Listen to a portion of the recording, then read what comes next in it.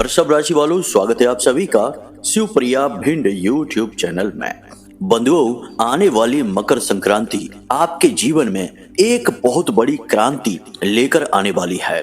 जी हाँ बंधुओं, इस मकर संक्रांति पर कुछ ऐसे विशेष और महाशक्तिशाली योग बन रहे हैं जो सीधे प्रभु श्री राम से जुड़े हुए हैं। और ऐसे में जो भी व्यक्ति प्रभु श्री राम से जुड़े हुए इस योग का विशेष लाभ ले लेगा, उसके जीवन में चाहे कितने ही बड़े कष्ट हो, दुख तकलीफ और परेशानियां हो, एक झटके में समाप्त हो जाएंगी। तो बस करना आपको इतना सा है कि मकर संक्रांति के दिन अपने जीवन में महाक्रांति लाने के लिए इन दो चीजों को चुपचाप अपने घर में लाकर इस विशेष स्थान पर छिपा कर रख देना है।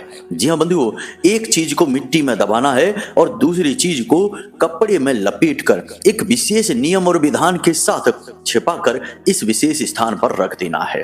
कौन सी है ये दो चीजें और क्या है इन चीजों को प्रयोग करने के नियम और विधान, और इन चीजों का शास्त्रीय प्रमाण क्या है, कैसे ये चीजें आपके जीवन में महाशक्तिशाली परिवर्तन लेकर आएंगी और प्रभु श्री राम से जुड़ी हुई हैं, और वह महाशक्तिशाली योग जो सीधे प्रभु श्री राम से जुड़ा हुआ है।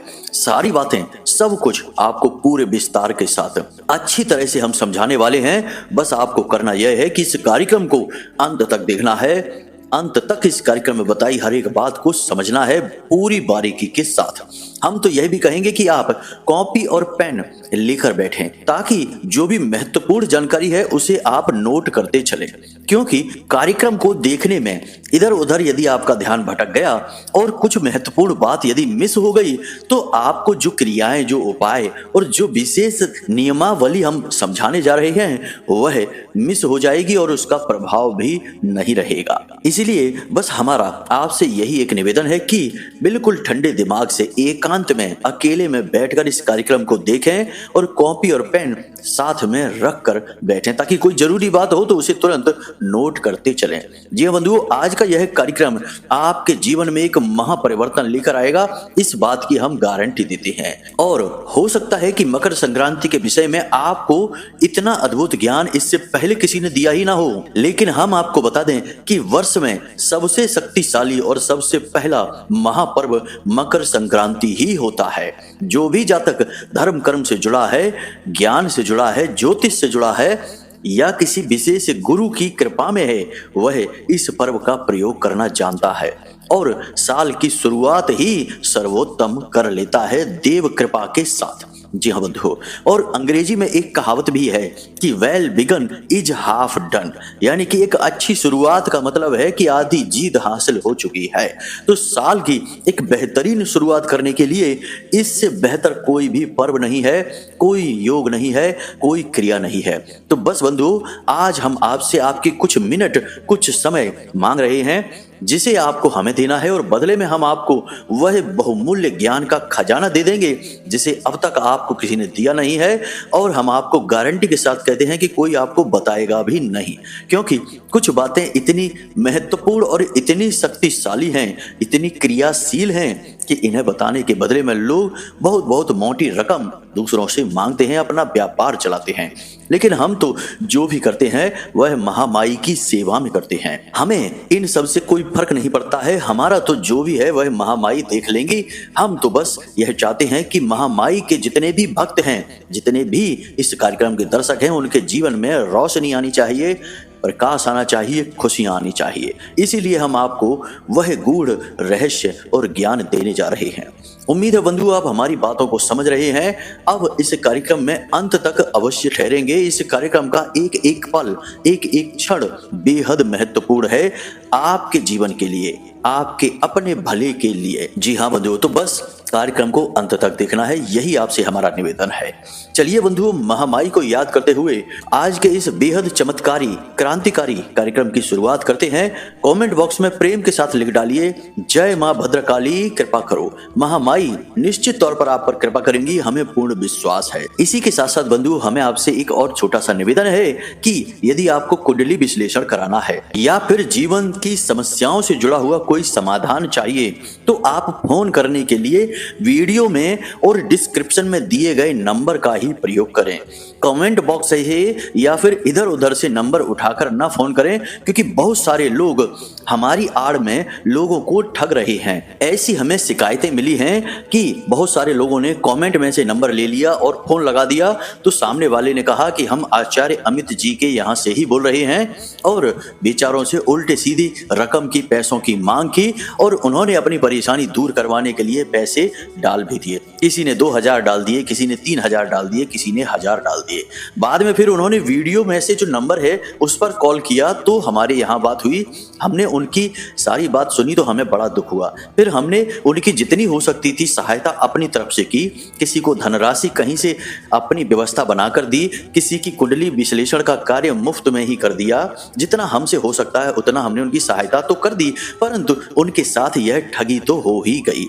अब एक बात और बंधुओं कि हमारे यहाँ जो कुंडली विश्लेषण का कार्य चल रहा है उसमें एक बहुत छोटी सी दक्षिणा जो महामाई के चरणों में अर्पित की जाती है, उसी की मांग की जाती है। वह भी लोग अपनी क्षमता के अनुसार कम या ज्यादा करके दे देते हैं, हम तब भी उनका कार्य करके देते हैं, क्योंकि हमारा लक्ष्य तो जनता की सेवा है, महामाई की सेवा है। पैसा कमाना, धन कमाना हमारा उद्देश्य नहीं है, वरना हम कोई और कार्य कर लेते जहां ढेर सारा पैसा कमाया जा सकता था। तो बंधु, कहने का मतलब यह है कि आप लोग अपने बौद्धिक बल का प्रयोग करें, और जो नंबर हम वीडियो में दिखा रहे हैं केवल उसी नंबर पर फोन करें, उल्टे सीधे किसी नंबर को उठाकर फोन न करें, वरना आपके साथ जो ठगी, जालसाजी, धोखा होगा उसके जिम्मेदार आप स्वयं ही होंगे। हम क्या कर सकते हैं इसमें? बाद में लोग शिकायत करते हैं कि गुरुजी हमारे साथ तो यह धोखा हो गया, किसी महिला ने हमसे पैसे ठग लिए। बंधु, आप अपनी बुद्धिमानी का स्वयं प्रयोग करें, हमसे जितना बन पड़ रहा है उतनी हम आपके लिए मेहनत कर रहे हैं, तो कम से कम आप थोड़ा सहयोग तो करें, समझदारी के साथ निर्णय लें। उम्मीद है बंधु आप हमारी बात को समझ चुकी हैं। अब चलिए अपने मूल विषय को प्रारंभ करते हैं। मुझे एक बात बताओ, आप कहते हो वीडियो में कुंडली का विश्लेषण करवाओ, क्या कुंडली का विश्लेषण करवाना जरूरी है? हाँ, कुंडली का विश्लेषण करवाना जरूरी है। क्यों जरूरी है? देखो, जैसे हम बीमार होते हैं तो हम डॉक्टर के पास जाते हैं, अपनी रिपोर्ट लेकर जाते हैं, और रिपोर्ट के आधार पर डॉक्टर हमें दवाइयां देता है, और वे दवाइयां जब हम खाते हैं तो हमें आराम भी मिलता है और हम जल्दी ठीक भी हो जाते हैं। बजाय इसके कि हम ऐसे ही अंदाजे से दवाइयां लेते रहें, खाते रहें, कभी ठीक होंगे, कभी नहीं होंगे, कभी रिएक्शन भी हो सकता है। आपकी कुंडली जो है वह आपकी रिपोर्ट है, आपका एक्सरे है कि आपके जीवन में कहाँ कष्ट है, कौन सी ग्रहों की दशाएं हैं जो आपको रोक रही हैं, परेशानी आपके जीवन में पैदा कर रही हैं। कोई दोष तो नहीं है, जैसे पितृ दोष होता है, ग्रहों से, अलग अलग ग्रहों से जनित होता है, कोई अनिष्ट ग्रह योग तो नहीं है, कोई बाधा तो नहीं है। तो ये आपकी रिपोर्ट है। अगर आप अपनी रिपोर्ट दिखा देंगे तो आपको सटीक समाधान मिलेंगे, समस्याओं का सही कारण पता चलेगा और जीवन में खुशहाली आएगी। नहीं दिखाएंगे तो अंदाजे से दवाइयां लेते रहिए, ठीक होने की कोई गारंटी नहीं है। तो बंधुओं, अब ध्यान से सुनिए। मकर संक्रांति का यह जो पर्व है सुबह 8:55 से प्रारंभ हो जाएगा, जब सूर्य देवता धनु राशि से मकर राशि में प्रवेश कर जाएंगे। सूर्य देवता का राशि परिवर्तन ही संक्रांति कहा जाता है।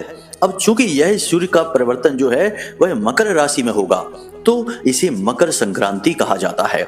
मकर संक्रांति इतनी महत्वपूर्ण क्यों होती है? तो बंधुओं, इसके महत्वपूर्ण होने के पीछे 2-3 कारण हैं।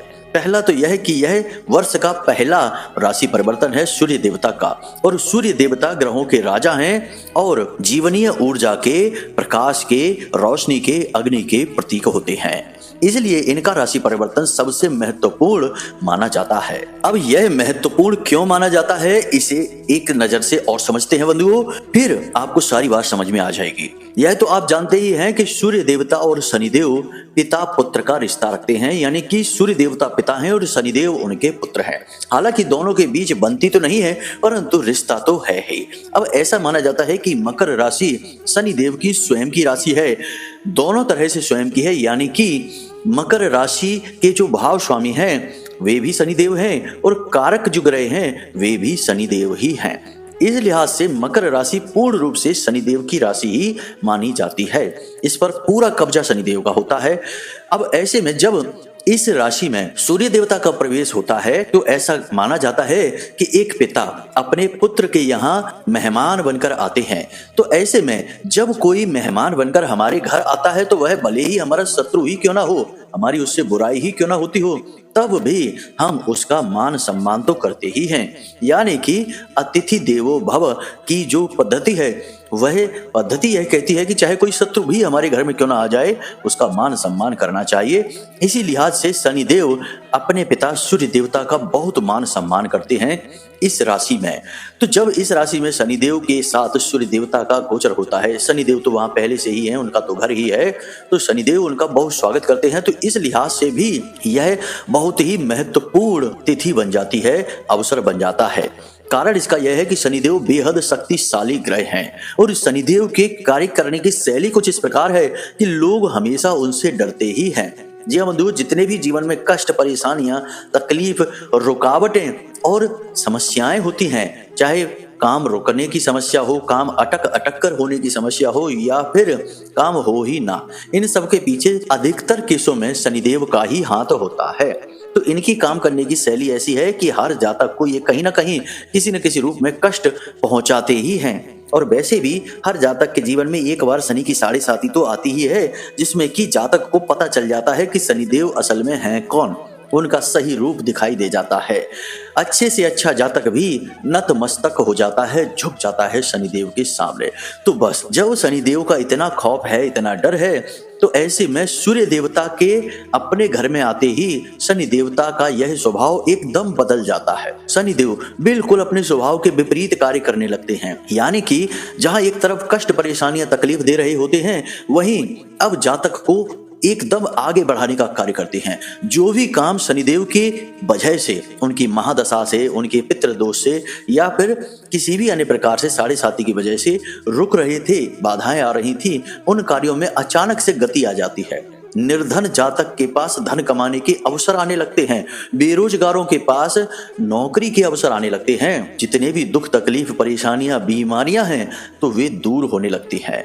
यह शनिदेव का एक विचित्र स्वरूप है जो देखने को मिलता है केवल 1 महीने के लिए। जी हाँ बंधुओं, जब तक कि सूर्य देवता मकर राशि में रहते हैं। इस लिहाज से भी यह बहुत महत्वपूर्ण अवसर बन जाता है। चाहे कोई भी स्थिति हो, लाभ तो जातक को मिलना ही चाहिए, लेकिन यहाँ पर होता यह है कि जातक समझ नहीं पाता है। देखिए, एक बात समझिए कि जब लंबे समय तक कोई एक विशेष स्थिति जीवन में रहती है तो लोगों को उस स्थिति की आदत पड़ जाती है। मानकर चलिए कि अगर किसी के एक पैर में लगातार दर्द रहे और कई वर्षों तक दर्द बना रहे, तो एक बार जब अचानक दर्द ठीक भी हो जाएगा तब भी उसे ऐसा वहम होता रहेगा जैसे कि उसके पैर में दर्द ही है। हल्का हल्का तो है ही, कम से कम उसे इस बात का वहम बना ही रहेगा, शक रहेगा उसकी नजर में। तो ऐसा ही आपके साथ भी होगा इस महीने में। जी हाँ बंधुओं, 14 तारीख के बाद कि आपके जीवन में जो कष्ट, परेशानियां के मुख्य कारण हैं, जैसे बेरोजगारों की बेरोजगारी की समस्या है, काम धंधे व्यापार की काम धंधा नहीं चल पा रहा इसकी समस्या है, या किसी के घर में बीमारी की समस्या है, तो जैसे ही समय बदलेगा 14 जनवरी के बाद, मकर संक्रांति के तुरंत बाद स्थिति बदलनी शुरू हो जाएगी। लेकिन लंबे समय से आप समस्याओं से पीड़ित हैं तो आपको वहम होगा, यानी कि जो बेरोजगार है उसे नौकरी के अवसर तो दिखाई देंगे, लेकिन वह उन अवसरों को पहचान ही नहीं पाएगा। कहीं ना कहीं उसे ऐसा ही लगेगा कि यह नौकरी भी बेकार है, किसी काम की नहीं है, या फिर इसमें भी समस्याएं हैं, परेशानियां दिखाई देगी, क्योंकि जो परेशानी में है उसे परेशानी देखने की आदत सी पड़ चुकी है। तो यही आदत की वजह से जातक अपने जीवन में परिवर्तन नहीं ला पाता है। बंधुओं, एक बात याद रखना कि कोई भी इंसान चाहे कितनी ही पूजा पाठ करे, धर्म कर्म का कार्य करे, मंदिरों में जाकर दीपक जलाए, सेवा करे प्रभु की, जब तक अपने आचरण का सही आकलन नहीं करेगा और परिवर्तन नहीं करेगा, उसके जीवन में कोई परिवर्तन नहीं आएगा।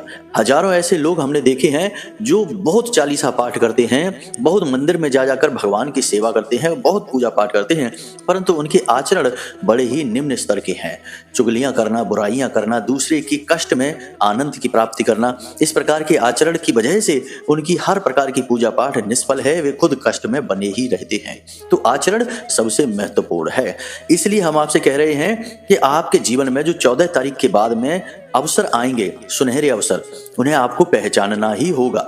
हर हालत में उन पर नजर बनाकर रखें, अवसर आएंगे अवश्य ही। अब ध्यान से सुनिए बंधुओं, मकर संक्रांति शुरू होने से पहले पुनर्वसु नक्षत्र का संयोग बन रहा है। इस संयोग में प्रभु श्री राम का जन्म हुआ था, यानी कि मकर संक्रांति के ठीक पहले का जो समय है 8:55 से ठीक पहले का, सुबह के 8:55 है, उससे पहले का जो समय है उस समय में ऐसा नक्षत्र है, ऐसा संयोग है कि प्रभु श्री राम का जन्म हुआ था। यानी कि यह कितना पवित्र समय हुआ। अब यह जो पुनर्वसु नक्षत्र का संयोग है, यह सुबह 10:17 तक चलेगा। यानी बंधुओं 8:55 से लेके 10:17 तक का जो समय है वह बेहद पवित्र और बेहद शक्तिशाली समय है, जिसमें कि सूर्य देवता तो धनु से मकर राशि में प्रवेश कर ही चुके होंगे, यानी मकर संक्रांति का पर्व शुरू हो चुका होगा और एक ऐसा नक्षत्र, एक ऐसा संयोग भी होगा जिसमें कि प्रभु श्री राम का जन्म हुआ था। तो सोचिए कि कितना पवित्र समय है। अब लगभग 1.25 घंटे का यह जो समय है, समय का, इस समय का आपको बहुत प्रयोग करना है अच्छी तरह से, बुद्धिमानी से। तो अब ध्यान से सुनिए कि मकर संक्रांति के दिन आपको कौन से कार्य करने हैं। एक और बात यहाँ पर बंधुओं कि मकर संक्रांति के दिन सही तरीके से यदि पिंडदान और तर्पण किया जाए तो पितरों को भी संतुष्टि मिलती है, पितृ भी तृप्त हो जाते हैं, क्योंकि जो पितृलोक की स्थिति है वह सूर्य लोक के ठीक बगल से ही होती है। सूर्य देवता से पितरों का बहुत बड़ा संबंध होता है। जैसे कि 15 दिनों के पितृपक्ष में जब पितृ देवता धरती लोक पर आते हैं तो ऐसा माना जाता है, शास्त्रों में लिखा है कि सूर्य देवता की किरणों पर सवार होकर ही पितृ देवता की ऊर्जा इस धरती लोक तक पहुंचती है। तो सूर्य देव से भी पितृ का यानी पितृ देवताओं का सीधा संबंध होता है। तो अब आपको क्या करना है, ध्यान से समझिए। हम आपको बताने वाले हैं 4 ऐसे कार्य, फिर हम आपको बताएंगे उन 2 चीजों के विषय में भी। जल्दी से समझिए कि सबसे पहले आपको सूर्योदय से पहले जागना है और स्नान आदि करके पूजा पाठ कर लेना है। जी हाँ बंधुओं, फिर इसके बाद आपको 8:55 पर मंदिर चले जाना है। यानी कि मंदिर कोई भी हो सकता है, हनुमान जी का हो सकता है या शंकर जी का हो सकता है। बेहतर होगा कि आप भोले बाबा के मंदिर ही जाएं। अब आपको क्या करना है, ध्यान से समझिए। भोले बाबा के मंदिर में जाकर आपको पूजा पाठ करना है। जो जल आप भोले बाबा के ऊपर समर्पित करेंगे यानी शिवलिंग पर जल डालेंगे, उस जल में आपको कुछ चीजें मिलानी है। थोड़ा सा गुड़ मिला लेना है और थोड़े से काले तिल मिला लेने हैं और थोड़े से चावल आपको अपने हाथों से शिवलिंग के ऊपर रख देने हैं। उसे जल में नहीं मिलाना है। कोशिश यह करना है कि जल आपको अपने घर से ही ले जाना है। वहां मंदिर में मौजूद जल ना लें, आप अपने घर से ले जाएं तो अति उत्तम। यदि मजबूरी है तो कोई बात नहीं, मंदिर से ही ले लें। अब आपको यह जल भोले बाबा पर समर्पित करना है। अब इसके बाद भोले बाबा के पंचाक्षरी मंत्र की कम से कम 11 माला जाप करनी है, यानी ओम नमः शिवाय। इस मंत्र की 11 माला जाप करनी है। रुद्राक्ष की माला होनी चाहिए। बंधुओं, यदि आपके पास समय कम हो तो आप 1 माला भी कर सकते हैं, कोई बुराई नहीं है, परंतु 11 माला का बहुत अधिक फल प्राप्त होता है इस दिन। जी हाँ, तो आपने 11 माला जाप कर ली। अब मंदिर के बाहर जो भिखारी बैठे हैं उन्हें आप अन्न और धन दोनों चीजों का दान करें। बहुत ही खास दिन है, बहुत ही पवित्र दिन है। तो आप कुछ ज्यादा नहीं, थोड़े समोसे ले सकते हैं, किसी भी प्रकार का अन्न ले सकते हैं या फिर कोई फल भी ले सकते हैं। अन्न करेंगे तो ज्यादा बेहतर होगा क्योंकि अन्नदान का बहुत अधिक महत्व होता है। तो आप थोड़े समोसे ले सकते हैं या कुछ भी जो आपकी सुविधा हो, क्षमता हो, ऐसे ले सकते हैं और 5, 7, 10 जितने भी भिखारी वहां हैं उन्हें आप दे सकते हैं। साथ में एक 10-10 रुपए का नोट भी दे दें। बस इतना सा आपको करना है। थोड़ा खर्चा आपका अवश्य होगा, परंतु इससे दिव्य शक्तियां बेहद प्रसन्न होंगी। खास तौर से भगवान श्री हरि विष्णु और भोले बाबा दोनों का ही संबंध सूर्य देवता से और पितृदेव से है। दोनों बहुत अधिक प्रसन्न होंगे। यह एक कार्य आपको करना है, बेहद महत्वपूर्ण कार्य है। दूसरा कार्य आपको यह करना है कि गाय को हरी हरी घास अवश्य खिलानी है और गाय को रोटी भी खिलानी है। गाय का संबंध पितृ देवताओं से माना जाता है। गाय, कुत्ता, कौआ, हाथी, बरगद का वृक्ष, इनका संबंध पितृ देवताओं से माना जाता है। साथ ही साथ गाय का कई अन्य ग्रहों से भी संबंध है, लेकिन मूल संबंध बृहस्पति से माना जाता है। तो आपको गाय को एक रोटी भी खिलानी है और उस रोटी में आपको घी लगा देना है और थोड़ा सा हल्दी, जी हाँ बंधुओं, थोड़ी सी जरा सी हल्दी उसमें लगा देनी है और यह रोटी आप गाय को खिलाते हैं। यानी कि गाय को आपको 2 चीजें खिलानी है। यदि घास नहीं खिला सकते तो कोई बात नहीं, रोटी तो आप खिला ही सकते हैं। इसी के साथ साथ बंधुओं 2 कार्य आपको और करने हैं। ये बेहद महत्वपूर्ण कार्य हैं। ये दोनों कार्य सूर्य देवता से और शनि देव से जुड़े हुए हैं।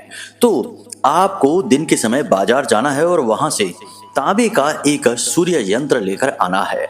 सूर्य यंत्र को पवित्र करने के बाद, शुद्ध करने के बाद, इसका पूजा पाठ करने के बाद विधि विधान के साथ इसे अपने घर में पूर्व दिशा में टांग देना है।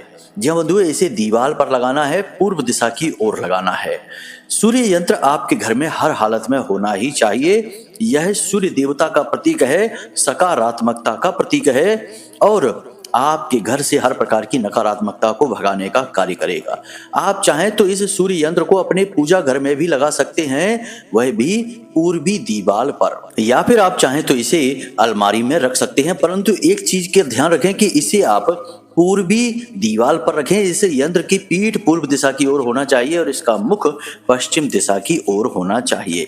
बंधुओं, जो भी व्यक्ति सूर्य यंत्र को अपने पूजा घर में रखता है और इसका प्रतिदिन पूजा पाठ करता है, उस व्यक्ति के जीवन से किसी भी प्रकार की नकारात्मक ऊर्जा हो दूर भाग जाती है। दूसरा कि सूर्य देवता की विशेष कृपा प्राप्त होती है और सूर्य देवता तो ग्रहों के राजा हैं। जब राजा की ही कृपा मिल गई तो प्रजा की कृपा कैसे नहीं मिलेगी। यानी हर ग्रह की पीड़ा शांत होती है, कम होती है, विशेष तौर पर शनि देव की पीड़ा।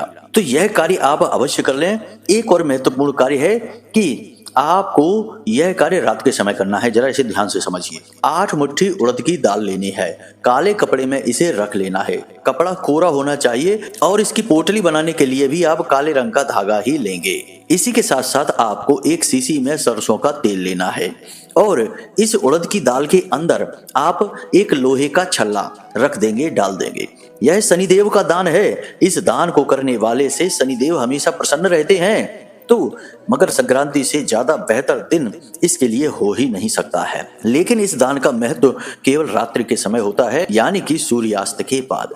तो आपको सूर्यास्त होने के बाद किसी हनुमान जी के मंदिर में या फिर शिव मंदिर में चले जाना है और वहां पर इस दान को कर आना है। अब आप चाहें तो लोहे की कील भी डाल सकते हैं उस दाल के अंदर, लेकिन कील डालना ठीक नहीं है। आप लोहे का एक छल्ला डालें जो कि राहु का प्रतीक है, राहु की नकारात्मकता को हटाता है। इसी के साथ साथ बंधुओं, कुत्तों को भी आप भोजन अवश्य कराएं, लेकिन यह भोजन भी रात्रि के समय होना चाहिए। आप बिस्किट खिला सकते हैं या रोटी बनाकर खिला सकते हैं। यदि घी से चिपड़ कर रोटी आपने कुत्ते को खिला दी तो पितरों का कैसा भी दोष हो, कितनी भी नकारात्मक ऊर्जा हो पितरों की आपके ऊपर, वह शांत हो जाती है। बस याद रखना कि कुत्ते को भोजन कराते समय आपका मुख दक्षिण दिशा की ओर होना चाहिए और आपको मन ही मन यह कहना है कि यम के साथ घूमने वाले 2 कुत्ते श्याम और सबल को मैं भोजन करा रहा हूँ। यम के साथ घूमने वाले 2 कुत्ते श्याम और सबल को मैं भोजन करा रहा हूँ। इस तरह आपको दक्षिण दिशा की ओर मुख करके कुत्तों को यह भोजन करा देना है। इस बात का ध्यान रखना है कि जो रोटी या जो भी कुछ आप कुत्ते को खिला रहे हैं उसे वह कुत्ता खा अवश्य ले। और शनिदेव का दान तो आप कर ही देंगे, उड़द की दाल वाला हमने आपको बता दिया है। आप मंदिर में जब इसे दान करें तो मंदिर प्रशासन में जो भी आपसे ले, जैसे पुजारी सामग्री ले रहे हैं, तो उन्हें बता देना कि इसमें लोहे का एक छल्ला पड़ा हुआ है, उसे आप निकाल लेना। वरना दाल उन्होंने बनाई और उसमें कहीं छल्ला निकल आया तो वो सोचेंगे कि कहीं कोई तांत्रिक प्रयोग तो नहीं कर दिया आपने, डर सकते हैं। तो इसलिए उन्हें बता देना कि यह राहु का प्रतीक है, शनिदेव का दान है। आप इसमें से इस छल्ले को निकाल देना और आपकी जो मर्जी वैसे इसको प्रयोग कर लेना, कोई समस्या नहीं है, आपका दान पूर्ण हो जाएगा। बस इतने से कार्य आपको करने हैं, आपका मकर संक्रांति का दिन सर्वोत्तम हो जाएगा बंधुओं। इसी के साथ साथ एक अंतिम चीज बंधुओं, आपको नाग नागिन का एक जोड़ा लाना है और उस जोड़े को लाकर अपने घर के ईशान कोण में एक गमला रखना है। इस गमले की बिल्कुल तली में नाग नागिन के इस जोड़े को शिवलिंग के ऊपर रखने के बाद लाकर दबा देना है, मिट्टी डाल देनी है और उस गमले में आपको बेल पत्र का पौधा लगाकर उसके नीचे शिवलिंग को स्थापित कर देना है। हम इस क्रिया के विषय में अपने पिछले कुछ वीडियो में आपको बता चुके हैं। यदि आपने इस क्रिया को कर रखा है तो अति उत्तम है, नहीं कर रखा है तो अब आप इसे कर लें। इसकी पूर्ण विधि यदि आप जानना चाहते हैं तो इंतजार करें, हम अपने अगले कार्यक्रम में आपको बता देंगे। आप कमेंट करके पूछ लेना, हम आपको अगले कार्यक्रम में इसकी पूर्ण विधि बता देंगे। तो इतने से कार्य आपको करने हैं और आप देखेंगे कि कैसे मकर संक्रांति के बाद आपका दिन, आपका अवसर, आपके समय सब कुछ बदल जाएगा बंधुओं। सबसे महत्वपूर्ण बात बंधुओं कि आपको अपने स्व विवेक का हमेशा प्रयोग करना है। जो भी आसपास आपके मौके हैं, चीजें हैं, अवसर हैं, उनका प्रयोग करना सीखना है और योग, प्राणायाम, आध्यात्म से जुड़ना है, अपनी सेहत का ख्याल रखना है और इन सबसे कहीं बढ़कर कि धर्म से जुड़ना है। भगवान की विशेष साधनाएं अवश्य करनी है। अनुष्ठान और साधनाएं करने से भगवान की विशेष कृपा प्राप्त होती है। साधारण कर्मकांड पूजा पाठ से तो ठीक ठाक से ही परिणाम रहते हैं, लेकिन विशेष इच्छाएं मनोकामनाएं पूरी तब होती हैं जब लोग साधना करते हैं। और साधना कोई तप नहीं है, यह गृहस्थ लोगों के लिए, सांसारिक लोगों के लिए बनी हुई विधि है।